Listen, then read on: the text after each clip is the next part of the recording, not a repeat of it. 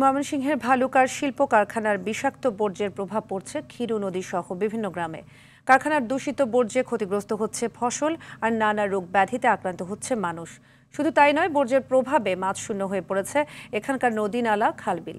এদিকে কারখানাগুলোতে ETP plant সচল রাখার নোটিশ দিয়েছে উপজেলা প্রশাসন। ময়মনসিংহের ভালুকা থেকে আলামিনের তথ্য ছবিতে বিস্তারিত জানাচ্ছেন সৈয়দ মাহমুদ।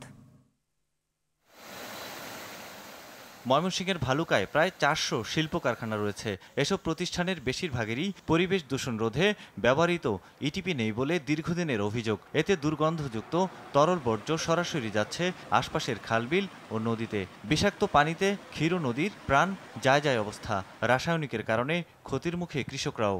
এই পানি দিয়া তো আগে গরু ছাগল মহিষ গোসল করানো যেত, এখন সেটা সম্ভব না। সবার কাছে এটা দৃষ্টি আকর্ষণ করছি যাতে দ্রুত এটা সমাধান আমরা পাই। মাছ আমার তাই না হওয়ার পরে দুর্গন্ধ পানি ফসা গলি ধান ফসল হইতো খুব ধান আমার শৈল খাদ্য আঙ্গর নামলে পানি। নদী ও ফসলি জমি রক্ষাসহ পরিবেশ ঠিক রাখতে দ্রুত প্রশাসনিক ব্যবস্থা নেয়ার দাবি এই পরিবেশ কর্মীর। ইতিপূর্বে আমরা বহুবার মানববন্ধন করেছি, ইউনো সাহেবরাও কোনো কার্যকর ভূমিকা গ্রহণ করেন না। প্রশাসনিক ব্যবস্থা যদি সত্যিকার অর্থে নেওয়া হয় তাহলে অবশ্যই এটার একটা সমাধান হইতে পারে।